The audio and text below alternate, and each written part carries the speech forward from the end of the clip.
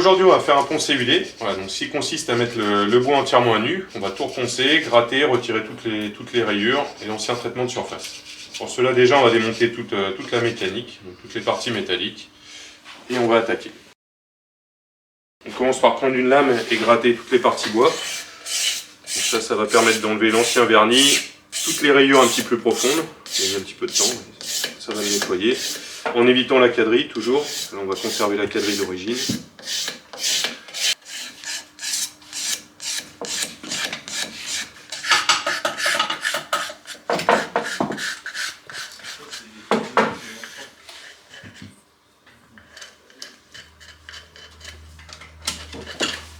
Du coup, après avoir tout gratté à la lame, on va passer au papier de verre. Donc on commence avec du gros grain et on va descendre petit à petit de plus en plus fin, parce qu'il n'y ait plus de rayures apparentes, tout nettoyer. Et toujours sans toucher à la quadrille, bien sûr.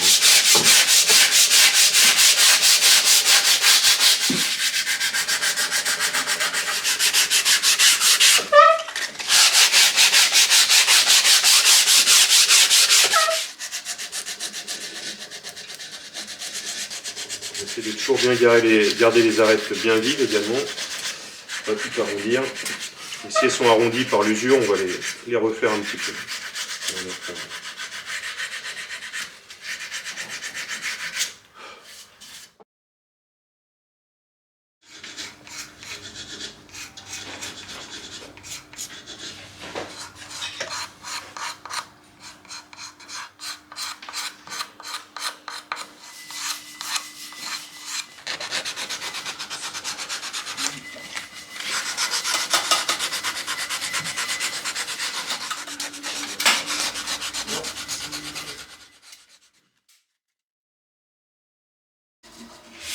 Donc maintenant on termine le ponçage là, avec du papier de grain 500. Donc on a commencé au papier de 80, après on est passé sur du 120, du 240 et on termine avec du 500. Et donc comme on a déjà dit, entre chaque papier, on va mouiller le bois pour relever les pores du bois, pour pouvoir le poncer correctement. Donc là on voit bien que le bois est à nu et qu'il n'y a plus une seule rayure ni un seul coup. Donc on va pouvoir passer au huilage pour pouvoir saturer le bois d'huile et le nourrir. Donc maintenant on va passer au huilage, donc on va utiliser des huiles teintées qui permettent de donner la couleur définitive au bois, hein, suivant la nature du bois, on va plus ou moins le teinter. Donc, voilà. Donc là on va le remplir d'huile, on va le gaver jusqu'à ce que l'huile ne rentre plus à l'intérieur du bois. Donc on voit déjà avec une couche, ça lui donne une jolie teinte. Donc là on va utiliser une huile claire pour avoir une finition plutôt, on va dire, couleur miel. Donc on voit bien que ça boit tout de suite l'huile, hein. Ça laisse pas de traces, pas de coulure.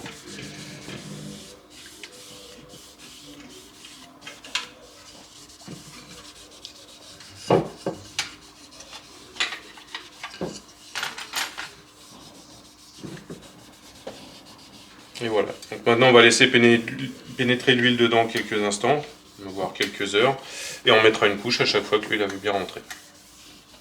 Et on fait de même sur la longuesse, sur le devant bois. Voilà. Qu'on nourrit à l'huile, exactement de la même façon. Voilà. Donc une fois la crosse gavée d'huile, donc bien remplie d'huile, imbibée, et on a obtenu la teinte désirée avec de l'huile teintée également, on va pouvoir bouche-porer le bois. Donc bouche-porer, ça va servir à boucher tous les petits pores du bois pour le rendre bien imperméable. Donc là on va appliquer, on fait un petit mélange d'huile avec du cicatif. On va appliquer en couche assez épaisse pour commencer. On en met bien partout, une bonne couche. Ça va permettre de bien boucher les pores. Donc là on peut en mettre épais, hein, parce qu'on voit bien que le bois il boit encore. Donc au bout d'un moment il va saturer, les pores vont être bouchés et ça va plus boire.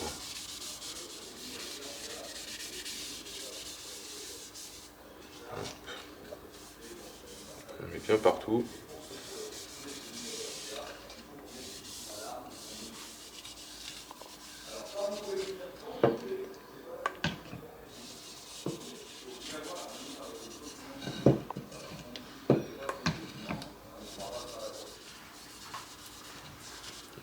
Voilà.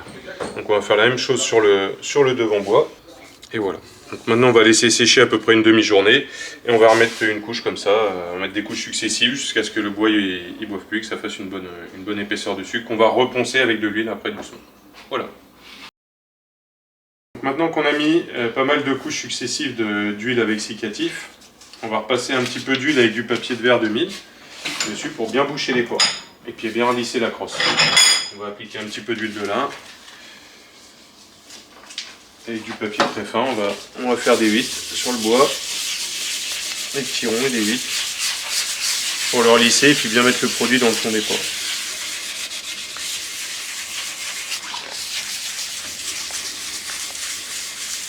On fait ça bien sûr sur toutes les surfaces de la crosse, en évitant le quadrillage également, ça va éviter de boucher.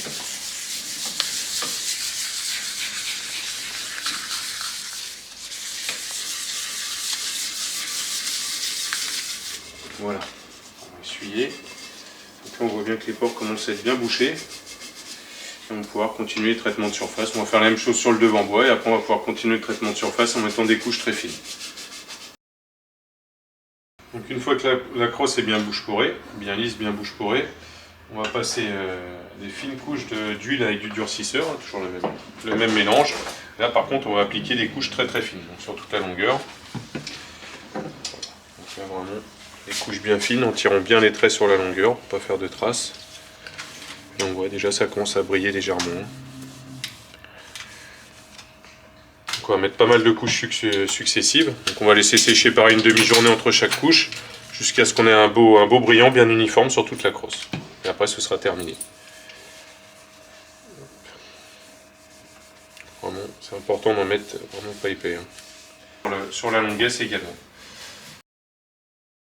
Donc voilà, le poncer huilé est maintenant terminé. Donc on voit bien le résultat une fois toutes les couches passées. Donc on a un résultat bien brillant, suivant la demande du client. On peut faire soit brillant comme ceci, un peu type vernis au tampon, ou un peu plus satiné. Après l'avantage par contre d'un poncer huilé par rapport à un vernis, c'est que le jour où on fait une rayure ou quelque chose, on va pouvoir le reprendre. Et sur un vernis c'est impossible. Donc maintenant on va remonter le reste du fusil et puis on va pouvoir le rendre au client. Voilà le fusil remonté, donc complètement terminé. Celui-ci on a eu un poncer huilé complet. En plus, il y a un joli bois, donc il ressort très bien. Et un bronzage de canon également. Voilà, donc on va pouvoir prévenir le client qui vienne rechercher son fusil.